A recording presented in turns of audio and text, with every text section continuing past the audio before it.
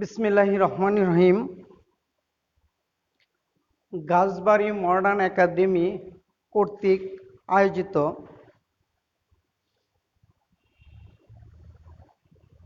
Online ক্লাসে সবাইকে স্বাগতম। আজকে অষ্টম শ্রেণীর বিজ্ঞান বিষয়ের ক্লাস পরিচালনা করব আমি মোহাম্মদ রফিকুল ইসলাম, সহকারী শিক্ষক, গাছবাড়ি মডার্ন একাডেমি। এই করোনা মহামারীর মধ্যে আমরা অন্তত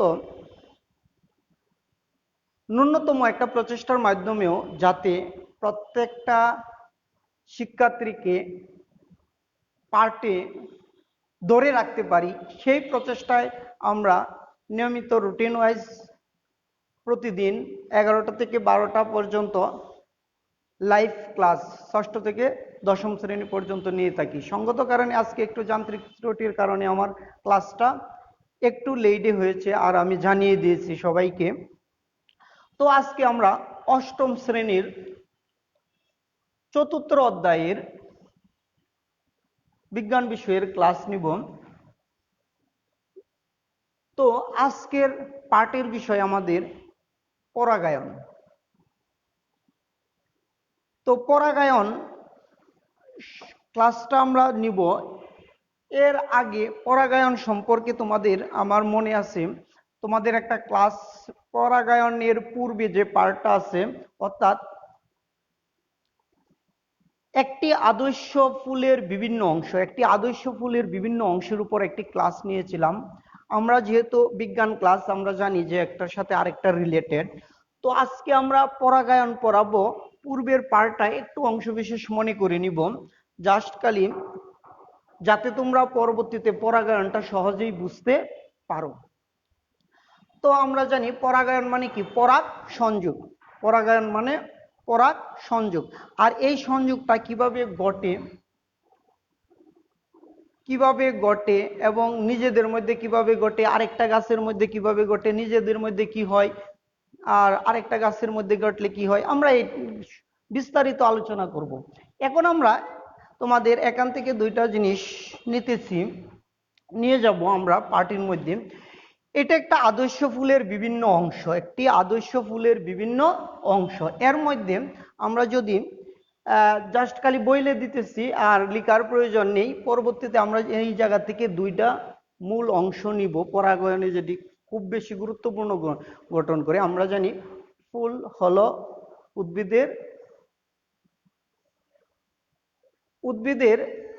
উদ্ভিদের পরাগায়নে ফুল হলো খুবই গুরুত্বপূর্ণ ফুলটা। তো এই ফুলের বিভিন্ন অংশে আদর্শ আমরা যদি ধরি, যে ওইটাকে আমরা বলি পুষ্পাক্ষ, এটাকে বলি বীতি, এটাকে বলি আমরা দল। পুষ্পাক্ষ, বীতি, দল। আর এটাকে পুংকেশর বা পুংস্তবক বলি। এটাকে আমরা বলি পুংস্তবক বা পুংকেশর, আর এটারে আমরা বলি স্ত্রীকেশর বা স্ত্রীস্তবক। অর্থাৎ এই দুইটা বিষয় আমাদের পরাগায়নে খুবই গুরুত্বপূর্ণ। অন্যগুলাও ফুলের প্রত্যেকটা অংশই পরাগায়নে বিরাট ভূমিকা পালন করে, তবে আমরা পরাগায়ন ঘটে যে এই দুইটা জিনিস খুবই সংশ্লিষ্ট, অর্থাৎ একটা পুংস্তবক আর একটা স্ত্রীস্তবক। তো আমরা এই দুইটা জিনিস থেকে পরাগায়নের সংজ্ঞা বা পরাগায়নটা কি, এই জিনিসগুলো নিয়ে আসব। এই জন্য আমরা প্রত্যেকটা অংশ ফুলের দেখাইলাম, যে এটা পুষ্পাক্ষ, বৃত্তি, দল। দল মানে কি? আমরা যেগুলারে বলি যে পাপড়ি। পুষ্পাক্ষ, বৃত্তি, দল বা পাপড়ি। তো ওই পাপড়ির পরে পুংকেশর এবং স্ত্রীকেশর, ওইটা নিয়ে আমরা আলোচনায় যাব। তো এখন আমরা পুংকেশর এবং স্ত্রীকেশরটা আলাদা আলাদাভাবে আমরা দেখি। পুংকেশর এবং স্ত্রীকেশর আমরা এই জায়গায় দেখছিলাম ওই রকম একটা জিনিস, যেটারে আমরা বলছিলাম স্ত্রীকেশর, আর এই জায়গায় আরেকটা নিলাম পুংকেশর। এরকম ছিল যে একটা পুংকেশর। তো এটারে বলি আমরা স্তবকের মধ্যে এটার নাম, এটারও তিনটা ভাগ আছে, গর্ভ, গর্ভ মুন্ড, আর এটার আরেকটা ভাগ আছে গর্ভ দণ্ড, গর্ভ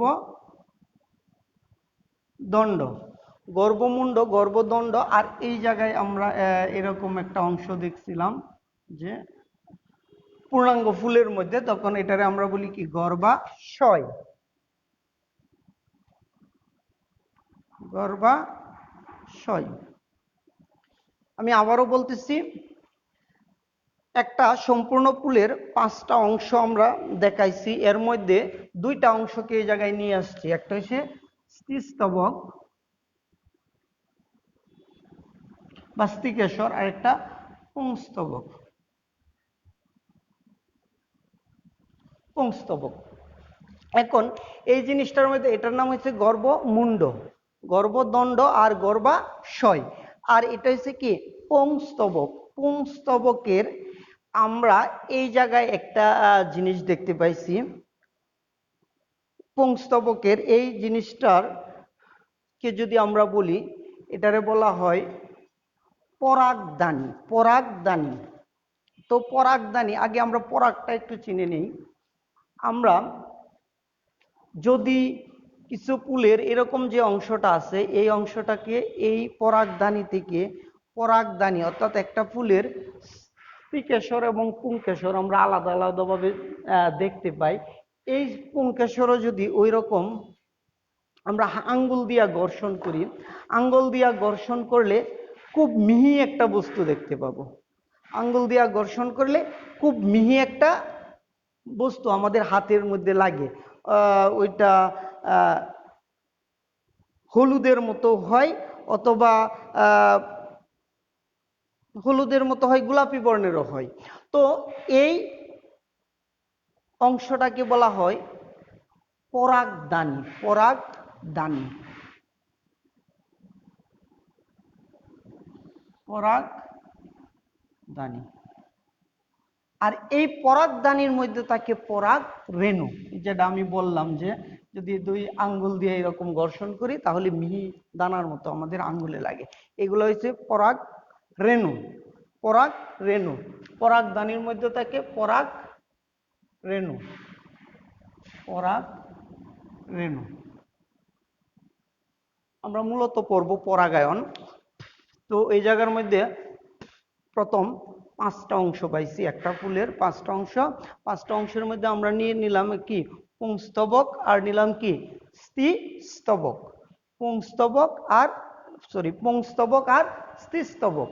আর এই স্ত্রীস্তবকরে আমি বলছি 3টা অংশ থাকে স্ত্রীস্তবকের, একটা হচ্ছে কি গর্ভমুণ্ড, গর্ভদণ্ড, আর একটা গর্ভাশয়। আর এই পুংস্তবকের একটা থলির মতো অংশ, মাথার মধ্যে একটা থলির মতো অংশ দেখতেছি, ওইটারে আমরা বলি পরাগদানি, পরাগদানি, বা অনেকটা কাপের মতো থাকে এরকম। তো ওই পরাগদানি মধ্যে থাকে পরাগ রেণু।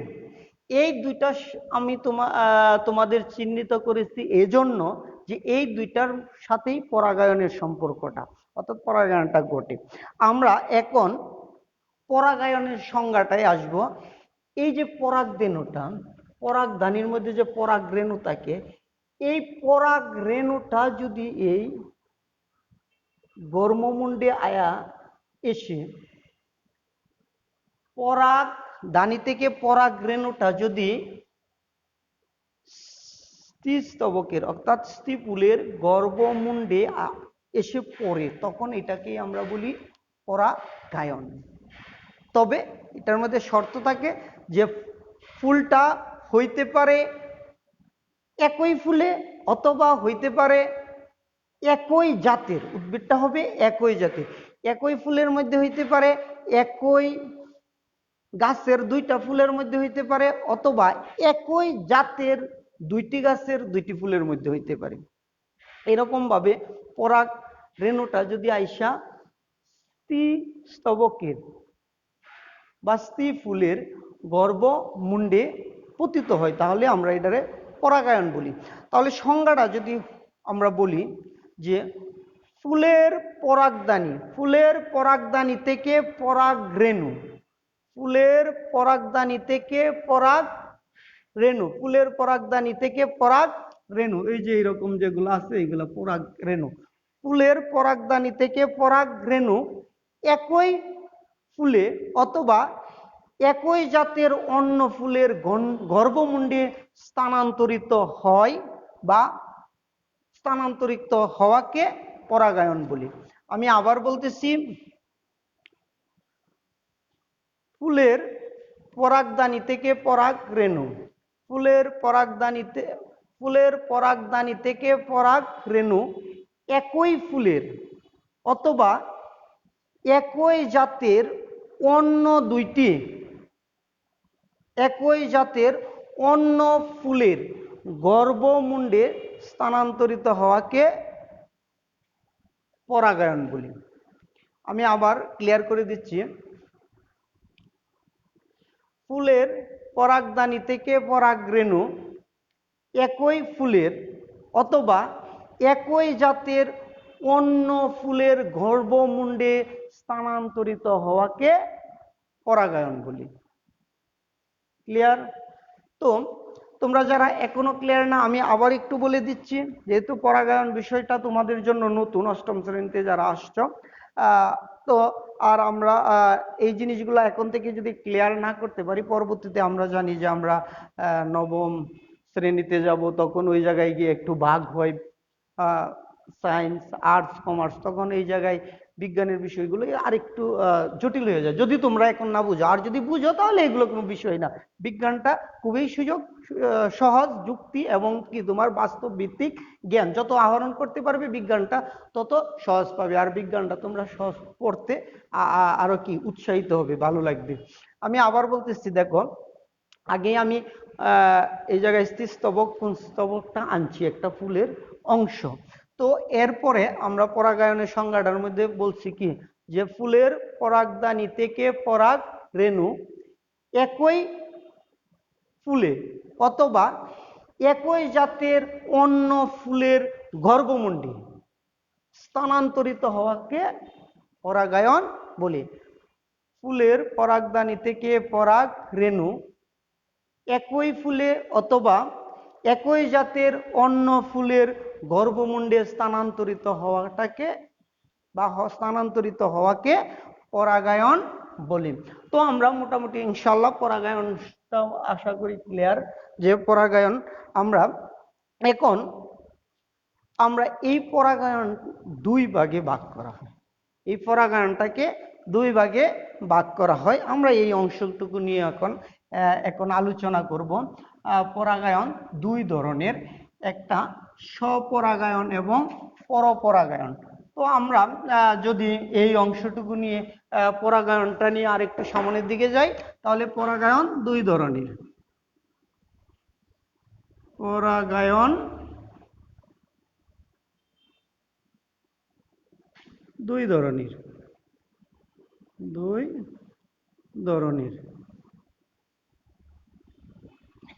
এক স্বপরাগায়ন, স্বপরাগায়ন,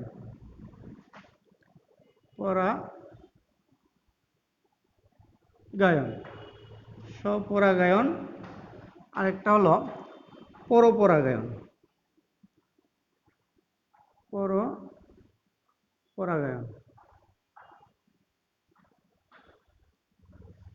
স্বপরাগায়ন এবং পরপরাগায়ন। এখন আমরা এই দুইটা জিনিস নিয়ে আমরা আলোচনা করব, স্বপরাগায়ন এবং পরপরাগায়ন। আমরা পড়ছি যে ফুলের পরাগধানী থেকে পরাগ রেণু একই ফুলের অথবা একই জাতের অন্য দুইটি ফুলের গর্ভমুণ্ডে স্থানান্তরিত হওয়াটাকে পরাগায়ন বলি। আর এই পরাগায়নটা আমরা এখন দেখতে পাচ্ছি যে বললাম প্রকারভেদের মধ্যে আসছে, যে কয় ধরনের, দুই ধরনের, একটা স্বপরাগায়ন আর একটা পরপরাগায়ন। এখন আমরা এই স্বপরাগায়ন নিয়ে আলোচনা করব। তোমাদের বোঝার সুবিধার জন্য আমি একটু বাস্তব ভিত্তিক উপকরণ নিয়ে আলোচনা করতে যাচ্ছি। যে আমরা একটা ফুল, এখানে আমরা একটা ফুলের একটা গাছ দিলাম, যে গাছের মধ্যে দুইটা ফুল আছে, এই ফুল এই দুইটা ফুল আছে। আমরা এখন আলোচনা করব স্বপরাগায়ন নিয়ে। স্বপরাগায়ন, স্বপরাগায়নের মধ্যে এই জায়গায় এই যে একটা ফুল, যদিও এটা আমরা উদাহরণস্বরূপ তোমাদের দিতেছি, তো ফুলের মধ্যে কিছু কিছু ফুল আছে একই ফুলের মধ্যে পরাগায়ন ঘটে, যেমন ধুত্রা ফুল আমরা জানি, ধুত্রা ফুল একই ফুলের মধ্যে পরাগায়ন ঘটে এরকম। তো আমরা এই স্বপরাগায়নের বলতে যদি আমরা বুঝাই তোমাকে যে স মানে কি নিজের, মানে নিজের পরাগায়ন তো আমরা পড়লামই, তার মানে নিজের মধ্যে পরাগায়ন, নিজের মধ্যে পরাগায়ন। যেমন একটা এই ফুলটা, এই ফুলটা থেকে পরাগরেণু বাইর হইল, আমরা দেখছি যে পরাগদানি থেকে পরাগরেণুটা বের হইয়া পরে আরেকটা ফুলের বাই একই ফুলের গর্ভমুণ্ডে স্থানান্তরিত হয়। আমি যদি ধরি এই ফুল থেকে একটা পরাগরেণু বাহির হইছে, বাহির হইয়া ঘুরে ফিরায় এই ফুলের মধ্যেই আসছে, আইসা এই ফুলের গর্ভমুণ্ডে পতিত হয়েছে বা স্থানান্তরিত হয়েছে, তখন আমরা এই ফুলের পরাগরেণুটা এই ফুলের মধ্যেই স্থানান্তরিত হয়েছে, তখন আমরা এটাকে বলবো কি স্বপরাগায়ন, এটাকে বলবো স্বপরাগায়ন। আবার বলতেছি, এই ফুল থেকে একটা পরাগরেণু বের হইল, বের হইয়া যে কোনোভাবে বিভিন্ন মাধ্যম আছে আমরা আলোচনা করব, এই ফুল থেকে একটা পরাগরেণু বের হইয়া এই ফুলে আইসা কি হয়েছে, পতিত হয়েছে।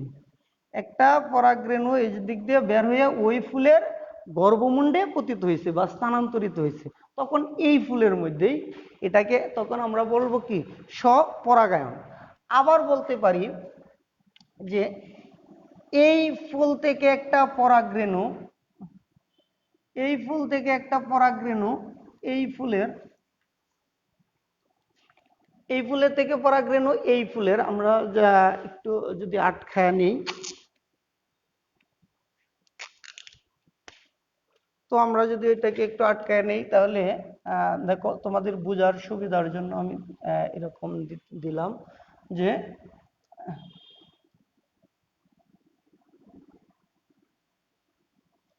দেখো যে এই ফুল থেকে যদি এই ফুলের মধ্যে যায়, অর্থাৎ একই গাছের একটা ফুল থেকে পরাগ রেণু এই ফুলের মধ্যে আসলো, আমরা ধরলাম এই ফুল থেকে এই ফুলে আসলো, তখন এই তো এই জায়গায় এই ফুলের মধ্যেই আসলো, আমরা ধরে নিলাম এটা কি যে এই ফুলে আসলো।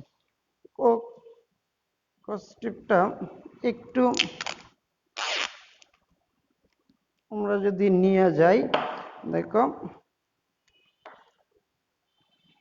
এই ফুলটা এখানে ছিল, আমরা এখানে দিয়া দিলাম মনে করো,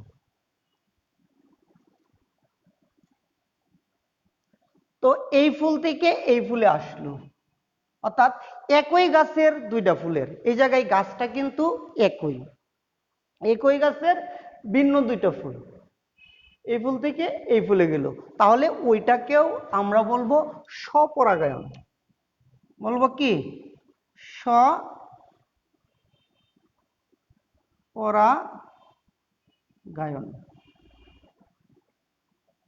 আমি আবার তোমাদের দেখাচ্ছি, এই ফুল থেকে পরাগরেণু স্থানান্তরিত হয়ে এই ফুলেই আসলো আবার, তখন এটাকে আমরা বলি স্বপরাগায়ন। অথবা একই গাছের, গাছ কিন্তু ওইটাই, একই গাছের এই ফুল থেকে পরাগরেণু ওই ফুলে গেল, একই গাছের ভিন্ন দুইটা ফুলের মধ্যে পরাগায়ন ঘটলো, তখনও এটাকে আমরা বলি স্বপরাগায়ন। আমি আবার বলতেছি, একই ফুল থেকে যদি পরাগরেণু স্থানান্তরিত হইয়া ওই ফুলের গর্ভমুণ্ডে যায়, তখন এটারে আমরা স্বপরাগায়ন। অথবা একই উদ্ভিদের ভিন্ন দুইটা ফুলের মধ্যে যখন এই ফুল থেকে এই ফুলে পরাগরেণু স্থানান্তরিত হয়ে গর্ভমুণ্ডে পতিত হয়, তখন এটাকে আমরা বলি কি স্বপরাগায়ন। তাহলে আমরা স্বপরাগায়নের সংজ্ঞাটা যদি আনি ওইভাবে, একই ফুলে বা একই গাছের ভিন্ন দুটি ফুলের মধ্যে যখন পরাগায়ন ঘটে তখন আমরা তাকে বলবো স্বপরাগায়ন।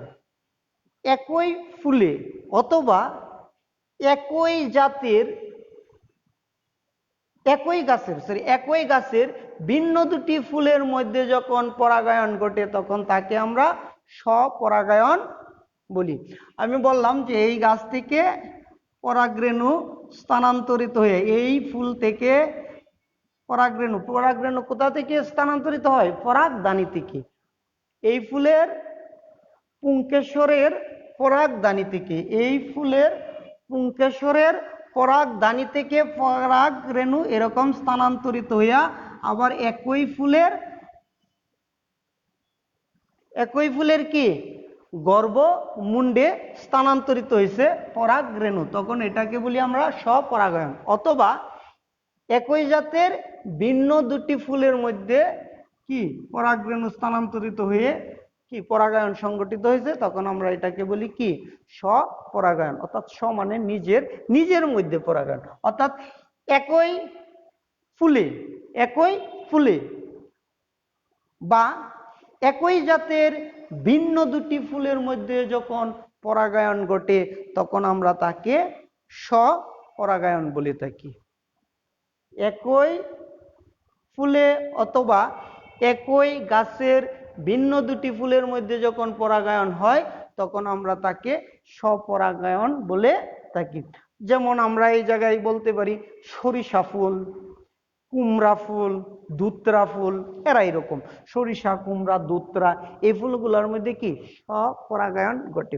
অর্থাৎ একই ফুলের মধ্যে অথবা একই গাছের দুইটা ফুলের মধ্যে পরাগায়ন ঘটে তখন আমরা তাকে স্বপরাগায়ন বলি। তো আমরা একটা আলোচনা করলাম স্বপরাগায়ন। এখন আমরা পরাগায়নের দুইটা অংশ আমরা বলছিলাম, যে একটা বলছিলাম স্বপরাগায়ন আর একটা বলছিলাম কি পরপরাগায়ন। এখন আমরা পরপরাগায়নটা দেখব। আমরা দেখছি স্বপরাগায়নটা এরকম হয়ে থাকে, এখন দেখি পরপরাগায়নটা কিরকম হয়। যেমন আমরা পরপরাগায়ন বললাম, দেখি আমি এই জায়গায় আরেকটা উদ্ভিদ নিলাম, একই জাতের আরেকটা উদ্ভিদ নিলাম। আমি আবার ক্লিয়ার করে বইলা দিতেছি, একই জাতের আরেকটি উদ্ভিদ, জাতটা একই জাতের আরেকটা উদ্ভিদ নিলাম। এই জায়গায় আরেকটা উদ্ভিদ নিলাম আমি একই জাতের, এই জাতেরই, অর্থাৎ এইটা যে জাতের এটাও একই জাতের আরেকটা উদ্ভিদ নিলাম। এই জায়গায় একটা উদ্ভিদ, এই জায়গায় একটা উদ্ভিদ। তো এই দুইটা উদ্ভিদের মধ্যে যেহেতু একই জাতের উদ্ভিদ, ফুলগুলাও একই রকম, এইটা একটা উদ্ভিদ, এটা একটা উদ্ভিদ, এটা হচ্ছে 1 নাম্বার উদ্ভিদ, এটা 2 নাম্বার উদ্ভিদ। এই একটা ফুলের, এই গাছের একটা ফুলের মধ্যে বা এই গাছের দুইটা ফুলের মধ্যে যখন পরাগায়ন ঘটছিল তখন আমরা বলছি কি স্বপরাগায়ন। এখন আমরা পড়বো কি পরপরাগায়ন। স্বপরাগায়ন এই নিজেদের মধ্যে ঘটছিল। এখন আমরা যদি এটা একটু ক্লিয়ার করে রাখি, যে এই জায়গায় যে দুইটা, এই যে এই পরাগায়নটা আর এই পরাগায়নটা, এটা হলো কি স্বপরাগায়ন।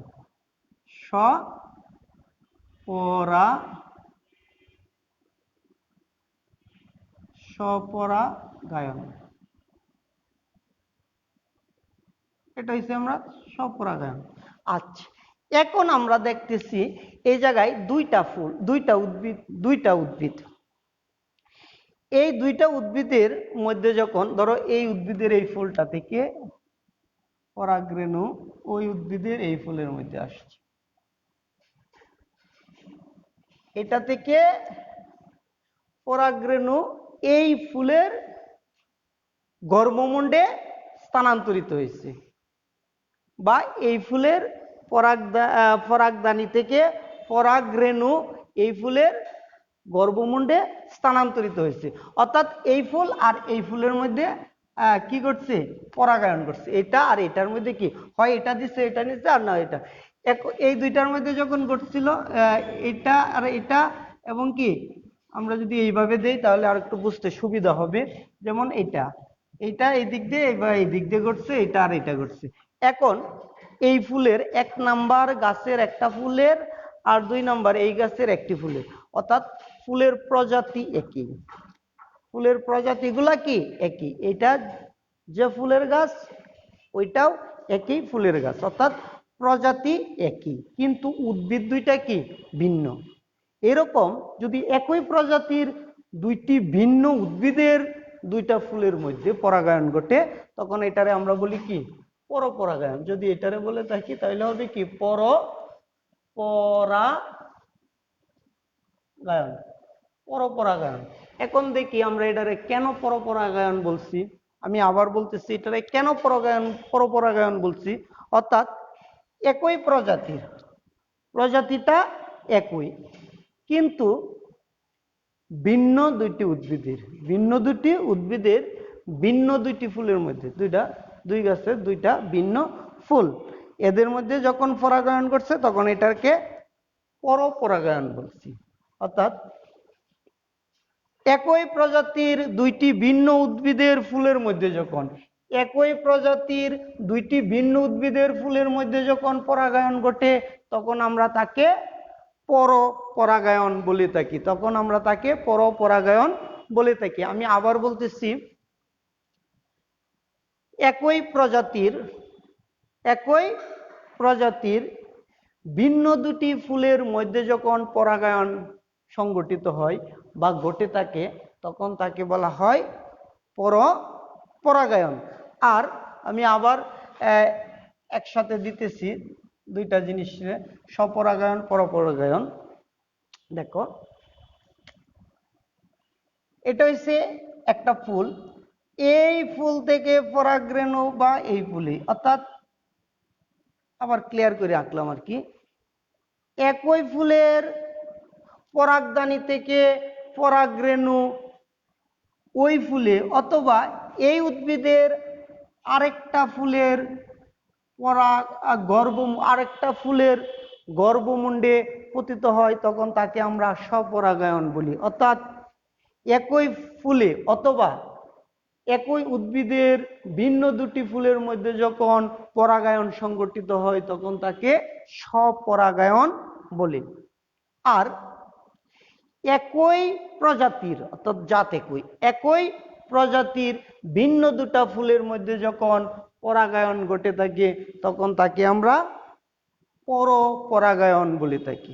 তাহলে স্বপরাগায়ন আর পরপরাগায়নের আশা করি তোমাদের মধ্যে আর কোনো সমস্যা থাকার কথা না। তারপরেও যদি সমস্যা থাকে, আমি আগেই বলছি, সবসময় বলি যে যখন তোমরা সমস্যা ফিল করবে কমেন্টস করতে পারো, কোনো জায়গায় না বুঝলে ব্যক্তিগতভাবে যোগাযোগ করতে পারো, আমার সাধ্য অনুযায়ী সবসময় চেষ্টা করব।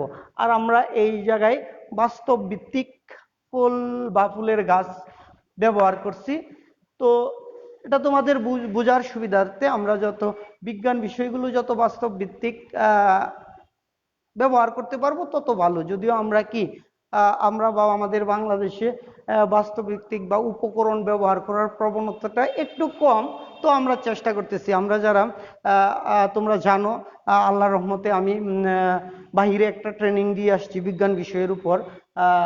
বাংলাদেশ সরকারের অর্থায়নে নিউজিল্যান্ড থেকে বিজ্ঞান বিষয়ের উপর একটা ট্রেনিং দিয়ে আসছি 15 দিনের। তো ওই জায়গায় আমরা দেখছি তারা কত বাস্তব ভিত্তিক উপকরণ নিয়ে ক্লাসগুলো করে থাকে, বা কত ইফেক্টিভ আর কি। ক্লাসগুলারে করার জন্য যত ধরনের উপকরণ, যত ধরনের সরঞ্জাম লাগে সব ব্যবহার করে থাকে। যদিও আমরা এই পর্যায়ে যাই নাই, তবে ইনশাল্লাহ আমরা এই পর্যায়ে যাব, আর এই পর্যায়ে গেলে তো আমরাও এরকম উপকরণ ব্যবহার করব। তো আমরা আরেকবার জিনিসটা তোমাকে দিয়া পরে বলতে, আরেকবার তোমাদের জিনিসটা ক্লিয়ার করে পরে আমরা সামনে একটু আলোচনা করব। অর্থাৎ পরাগায়নের মাধ্যমগুলো নিয়ে। তো আমরা আবার বলতেছি, পরাগায়ন হলো ফুলের পরাগধানী থেকে পরাগরেণু একই ফুলে অথবা একই জাতের অন্য ফুলের গর্ভমুণ্ডে স্থানান্তরিত হওয়াকে পরাগায়ন বলি। আর এই পরাগায়ন দুই ধরনের, একটা স্বপরাগায়ন আর একটা পরপরাগায়ন। তো আমরা স্বপরাগায়নের মধ্যে দেখছি কি, একই ফুলে অথবা একই গাছের ভিন্ন দুইটি ফুলের মধ্যে যখন পরাগায়ন ঘটে তখন তাকে আমরা স্বপরাগায়ন বলি। একই ফুলে অথবা একই গাছের ভিন্ন দুটি ফুলের মধ্যে যখন পরাগায়ন ঘটে থাকে তখন তাকে আমরা স্বপরাগায়ন বলি। আর পরপরাগায়ন অর্থাৎ একই জাতের ভিন্ন দুটি উদ্ভিদের ভিন্ন দুটি ফুলের মধ্যে যখন পরাগায়ন ঘটে থাকে তখন তাকে আমরা পরপরাগায়ন বলি। তো পরাগায়নের মাধ্যম আমরা জানি, পরাগায়ন বিভিন্ন মাধ্যমে হইতে পারে। আর এই বিভিন্ন মাধ্যমে হওয়ার জন্য বিভিন্নভাবে ফুলগুলো অভিযোজিত হয়, বিভিন্নভাবে অভিযোজিত হয়। আমরা মোটামুটি এ সম্পর্কে একটু আলোচনা করব। ধরো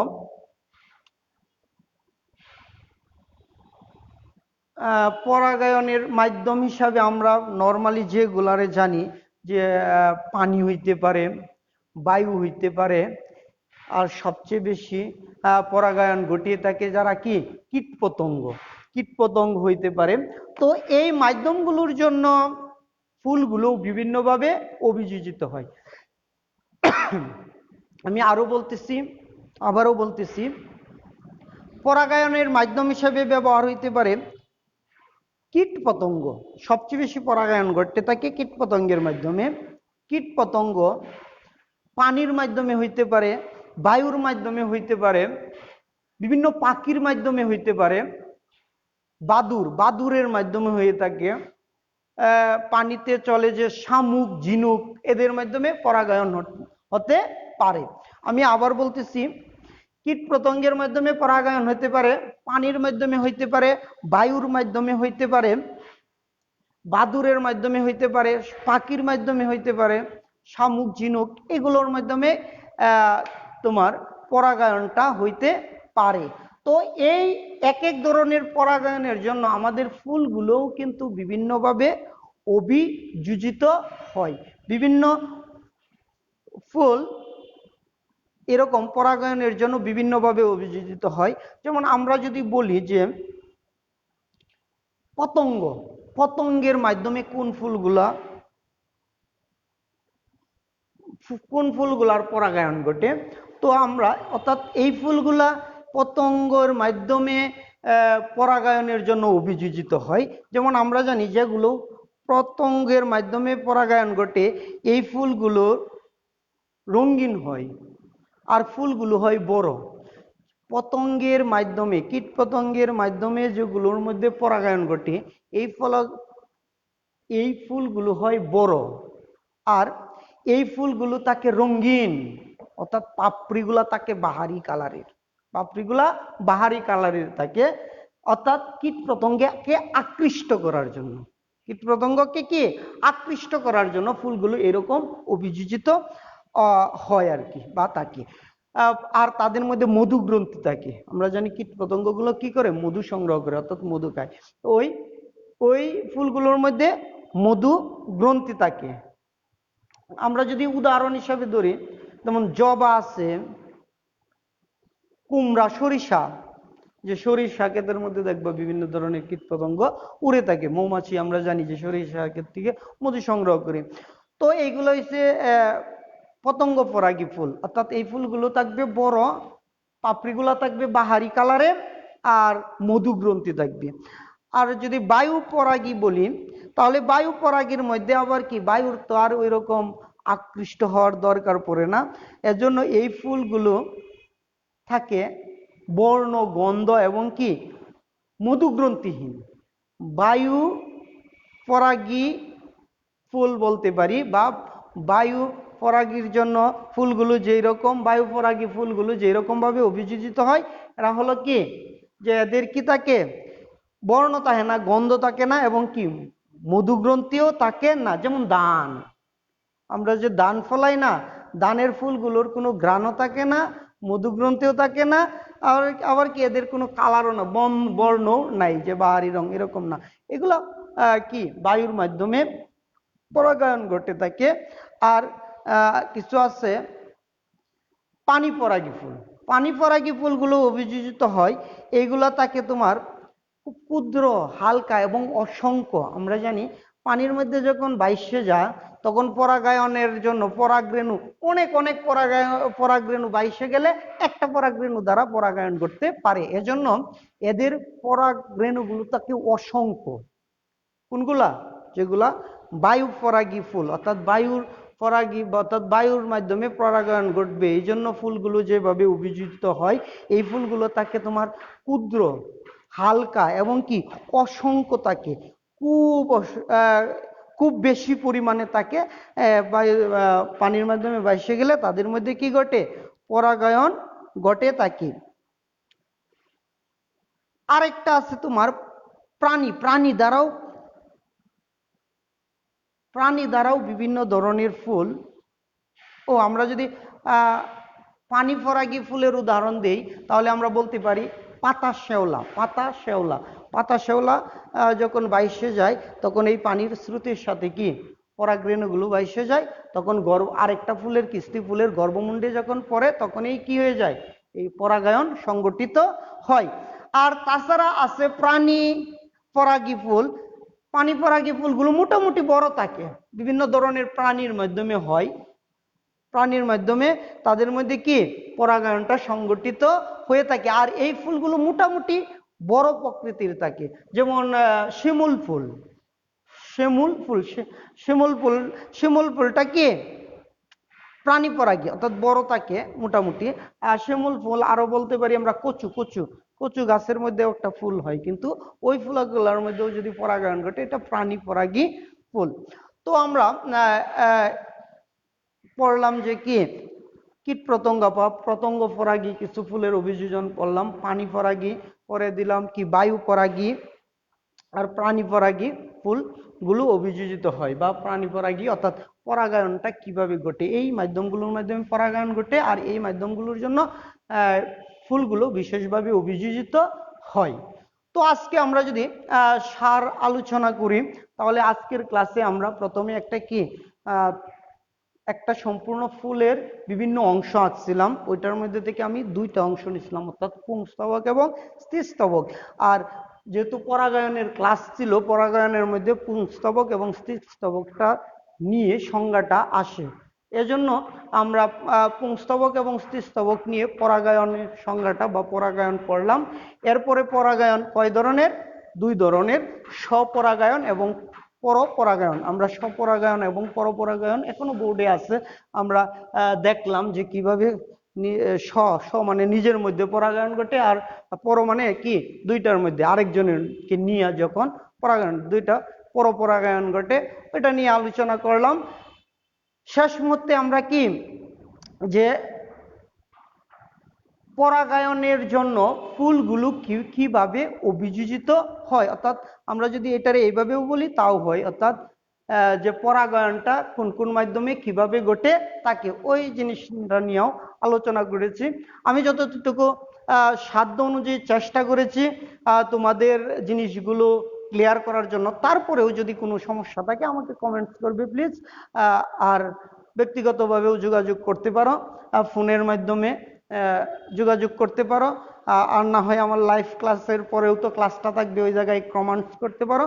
তোমরা বেশি বেশি করে পড়বে, যেহেতু এখন মহামারীর যুগ চলতেছে, মহামারীর সময় চলতেছে, এই জন্য ঘর থেকে কম বের হওয়াই ভালো।